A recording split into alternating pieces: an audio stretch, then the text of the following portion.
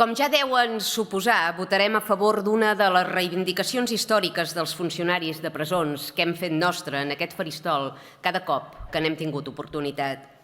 Celebrem que després d'anys de lluita el gremi hagi aconseguit avançar en les seves demandes i corregir, en part, les greus deficiències i mancances que presenta l'àmbit penitenciari al nostre país. Les xifres actuals de reclusos superen tot rècord anterior. Potser hi té alguna cosa a veure l'arribada massiva i invasiva d'immigrants que, abusant de la generositat mòrbida dels governs espanyol i català, no només entren irregularment al país, sinó que hi delinqueixen. Més de la meitat dels interns són de nacionalitat estrangera, percentatge que s'incrementa notablement si hi sumem els presos estrangers a qui el govern espanyol nacionalitza a canvi dels serveis delinqüencials prestats. Una vergonya que aquesta proposició de llei no corregirà. En canvi, sí que esmena l'error de no considerar agent de l'autoritat els funcionaris penitenciaris que l'any passat van patir més de 550 agressions, entre les quals 46 lesions greus.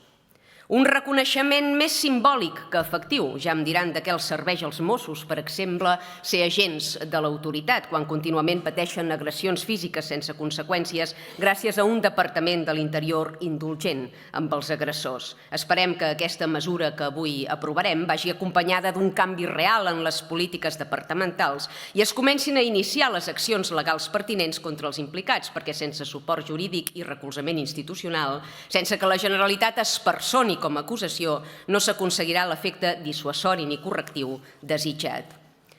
Realment volem enviar un missatge de gratitud envers aquest col·lectiu que cada dia ha de fer front a la massificació dels centres i a la tensió creixent que s'hi viu, moltes vegades sense disposar de les eines necessàries per garantir la pròpia seguretat física i sense una retribució que compensi els riscos assumits.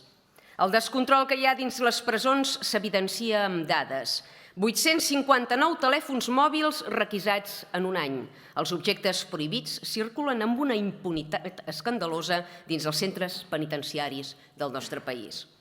Individus que són empresonats per cometre tota mena de delictes i malvestats no només no són obligats a treballar per compensar i desagreujar la societat, sinó que gaudeixen de pensió completa en instal·lacions més que confortables amb sala de cinema i piscina i amb una carta de serveis extras, com les prostitutes que es lloguen per satisfer els vis-a-vis de presos que no tenen parella, els consoladors que es proporcionen a les preses dins un kit higiènic bàsic o les depilacions làser que s'ofereixen a presos trans. Ja és curiós, Les esquerres dient-nos a les dones que no ens hem de depilar, que depilar-se és una mesura imposada pel patriarcat, i en acabat algú que es considera dona, malgrat néixer en un cos d'home, li faciliten una depiladora? Facin-s'ho mirar, I res, ara que hem entrat a desembre, recordar que gràcies a les retallades del 2009 es va deixar de donar un lot de Nadal del Corte Inglés a cada pres, perquè és que això ja era surrealista, els funcionaris sense lot de Nadal i els presos amb lot de Nadal.